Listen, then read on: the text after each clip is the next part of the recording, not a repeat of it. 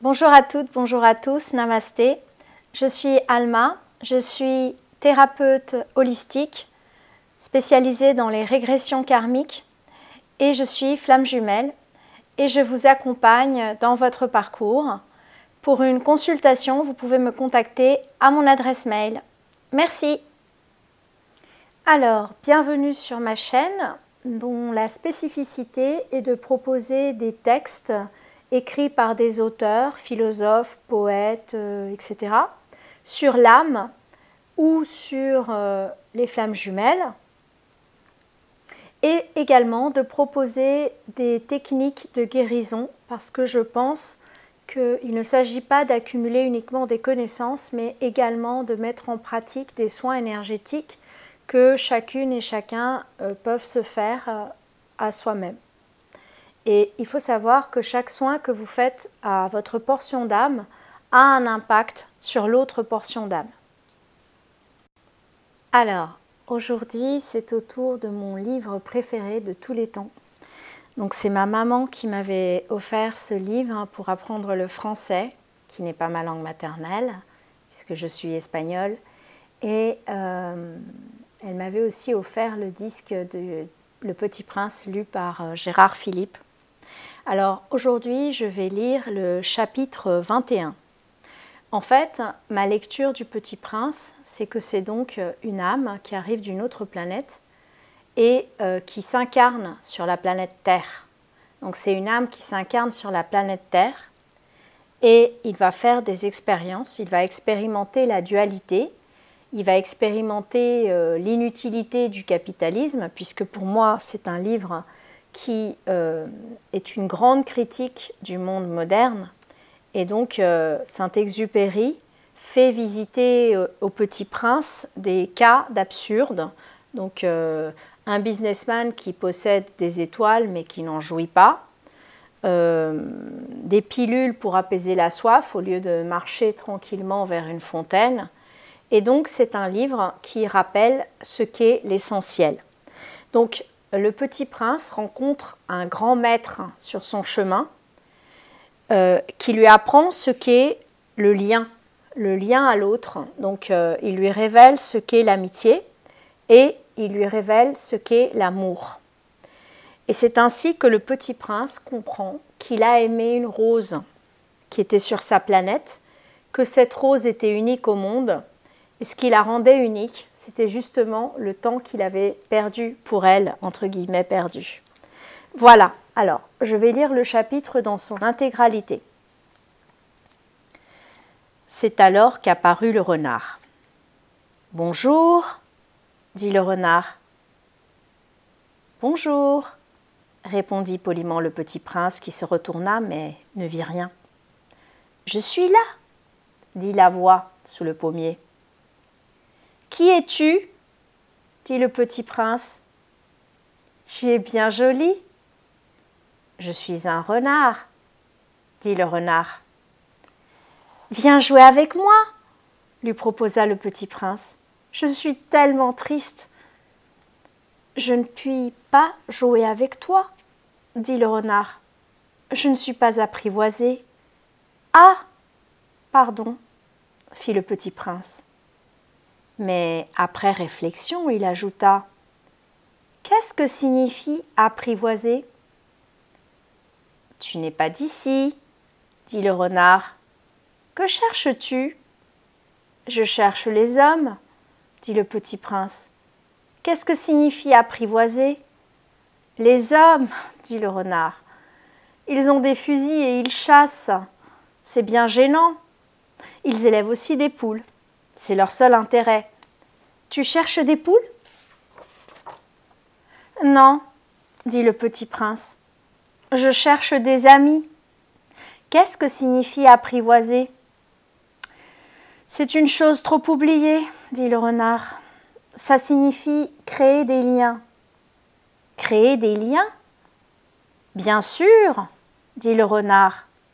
Tu n'es encore pour moi qu'un petit garçon tout semblable à 100 000 petits garçons, et je n'ai pas besoin de toi, et tu n'as pas besoin de moi non plus. Je ne suis pour toi qu'un renard semblable à 100 000 renards. Mais si tu m'apprivoises, nous aurons besoin l'un de l'autre. Tu seras pour moi unique au monde, et je serai pour toi unique au monde. Je commence à comprendre, dit le petit prince. Il y a une fleur. Je crois qu'elle m'a apprivoisé. C'est possible, dit le renard. On voit sur la terre toutes sortes de choses. Ah, ce n'est pas sur la terre, dit le petit prince. Le renard parut très intrigué. Sur une autre planète? Oui. Il y a des chasseurs sur cette planète-là? Non. Ça c'est intéressant. Et des poules? Non. Rien n'est parfait, soupira le renard. Mais le renard revint à son idée. Ma vie est monotone. Je chasse les poules, les hommes me chassent. Toutes les poules se ressemblent et tous les hommes se ressemblent. Je m'ennuie donc un peu. Mais si tu m'apprivoises, ma vie sera comme ensoleillée. Je connaîtrai un bruit de pas qui sera différent de tous les autres. Les autres pas me font entrer sous la terre. Le tien m'appellera hors du terrier comme une musique. Et puis regarde, tu vois là-bas les champs de blé. Je ne mange pas de pain. Le blé pour moi est inutile. Les champs de blé ne me rappellent rien. Et ça, c'est triste. Mais tu as des cheveux couleur d'or. Alors ce sera merveilleux quand tu m'auras apprivoisé. Le blé qui est doré me fera souvenir de toi, et j'aimerais le bruit du vent dans le blé. Le renard se tut et regarda longtemps le petit prince. « S'il te plaît, apprivoise-moi, dit-il. »« Je veux bien, répondit le petit prince, mais je n'ai pas beaucoup de temps, j'ai des amis à découvrir et beaucoup de choses à connaître. »« On ne connaît que les choses que l'on apprivoise, dit le renard. Les hommes n'ont plus le temps de rien connaître. Ils achètent des choses toutes faites chez les marchands.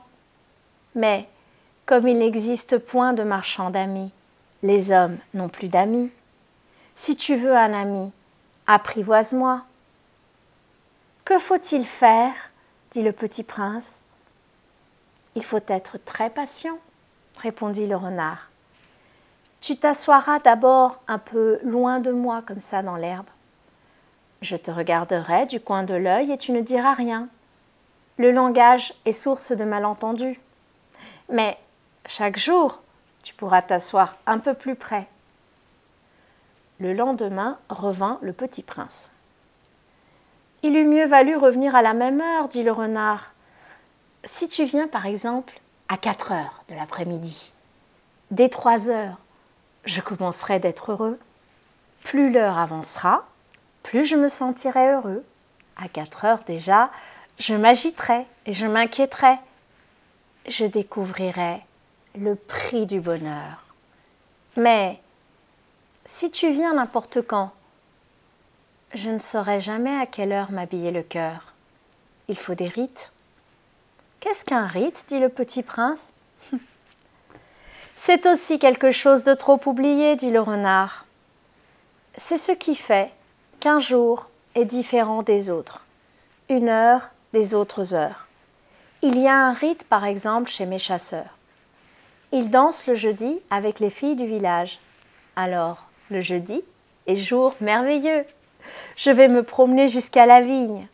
Si les chasseurs dansaient n'importe quand, les jours se ressembleraient tous et je n'aurais point de vacances. » Ainsi, le petit prince apprivoisa le renard.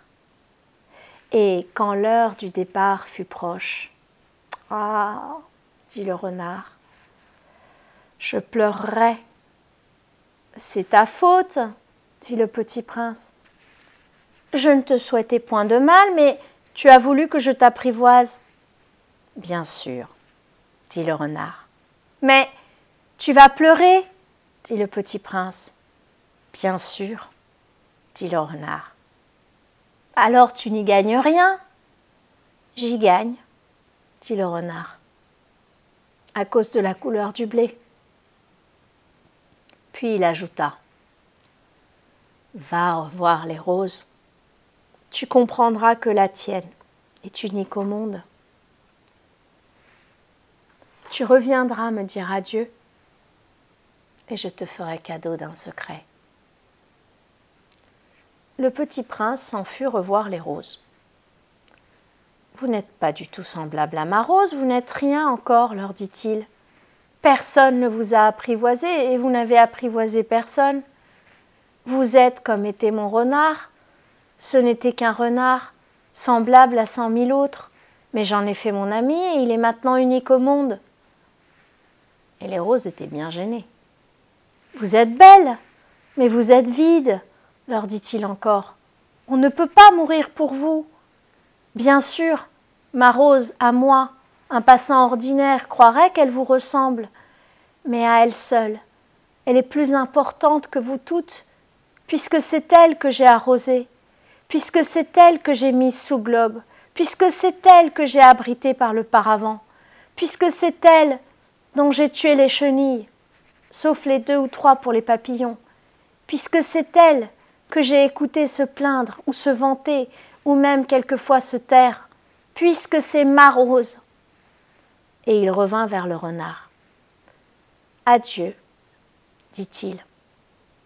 Adieu, dit le renard. Voici mon secret. Il est très simple. On ne voit bien qu'avec le cœur. L'essentiel est invisible pour les yeux.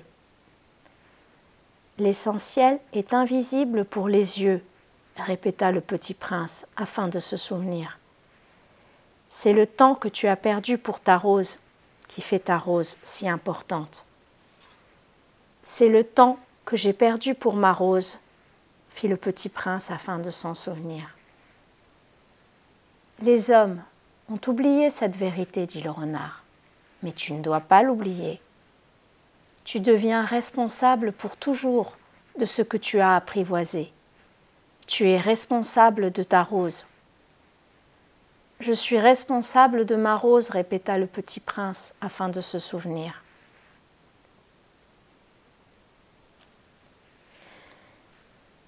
Voilà, c'est un texte très très émouvant. Le passage sur on ne voit bien qu'avec le cœur, c'est un passage extrêmement connu bien sûr, donc c'est vraiment ce qui doit nous servir de guide aux flammes jumelles, parce qu'effectivement, on ne voit vraiment bien qu'avec le cœur. Et quand Saint-Exupéry évoque le cœur, il évoque bien sûr l'âme. Il ne faut pas se fier aux apparences, il ne faut pas se fier à l'attitude de la rose, qui est donc assez infecte avec le petit prince. Elle est complètement dans les masques sociaux, elle est complètement dans le faux self, elle est tout à fait dans le profil de la polarité non consciente du lien. Elle est totalement dans les apparences en fait, elle n'est pas du tout dans la vérité. Et c'est parce que le petit prince fait un voyage en fait à l'intérieur de lui en s'incarnant. Il explore et rencontre des maîtres, donc le renard qui est un grand maître pour lui, qu'il s'aperçoit, qu'il s'éveille à la conscience de l'amour en fait. Un autre point important, c'est le langage qui est source de malentendus. Donc ça, c'est très très vrai dans les flammes jumelles. Effectivement, pour les flammes jumelles, la communication ne fonctionne pas. La seule communication qui fonctionne, c'est celle de la 5e dimension. Donc si vous voulez communiquer avec des personnes dans la 5e dimension, c'est-à-dire leur âme sans leur ego, c'est possible. Il faut avoir recours à une médium. Donc je vais vous mettre des coordonnées en dessous de la vidéo. Voilà. En tout cas, c'est un grand texte, c'est vraiment un chemin initiatique, c'est vraiment un chemin d'éveil de l'âme.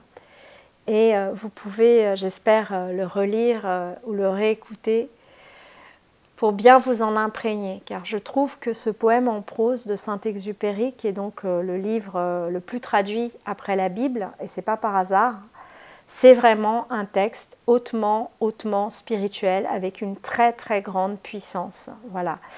Alors, Saint-Exupéry est mort à mon âge, donc à 43 ans, en ayant fait le tour du monde sur son avion et à bord de son avion. Voilà, je vous remercie pour cette écoute. À bientôt et prenez soin de vous.